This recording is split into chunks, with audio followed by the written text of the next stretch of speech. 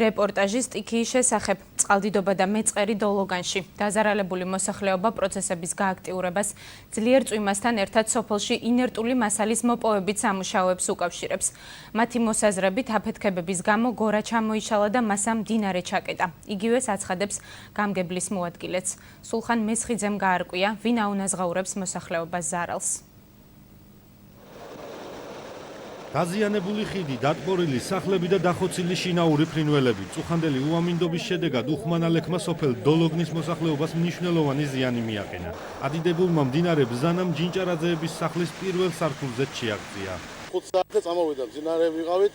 ძვირგვიდეში როცა ავდექით, არ გამოისლებოდა გარეთ, ეზოში მთლიანად 5 მეტრო წყალი ედგა. კალმაკინახამ წამიღო, თლათ ყველაფერი დაზარალებულია. არავინ არ მოსულა სულ. მარტო ბელიც მაშველი მოვდა და მებნებიან პოლიციაშიც იგიყვან. მდინარის ადიდებას სოფლის მცხოვრებლები ახლომდებარე კარიერიდან ინერტული მასალის მოსაპოვებელ სამუშაოებს უკავშირებენ. ადგილობრივები ფიქრობენ, რომ ქანების მოშლის შედეგად მდინარის კალაპოტი ჩაიხერგა, რის გამოც წყლის დროული გატარება არ მოხდა.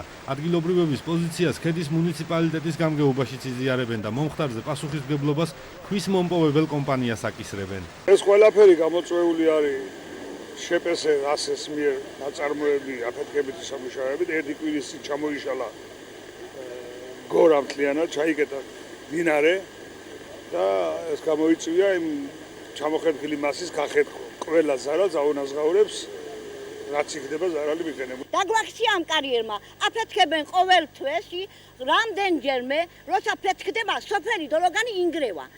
ამ გრევის შედეგად ჩამოიშვა მეწყერი, დიდი გორა ჩამოვიდა და დაბუგდა წყალი. საშიშროება შეგექმნა ჩვენ.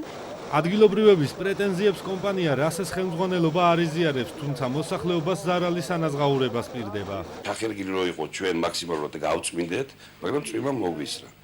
ხო, ეხლა ის გაწმინდილია კალაპოტი, აქ რაც ზიანი მიადგა ამ ოჯახს, მიმდინარეობს მოლაპარაკება და ყველაფერს აუნაზღაურებთ. ჯინჭარაძეების გარდა მეწყერმა საერთო საცხოვრებელში მცხოვრები 3 ოჯახი დააზარალა. სოფელზე მიყენებული ზარალის ოდენობა ჯერ არ დაუთვლიათ. სტიქიის ზონაში 6 ოჯახი რჩება. მაშველები ამბობენ, რომ ამინდის გაუარესების შემთხვევაში მათი ევაკუაცია მოხდება.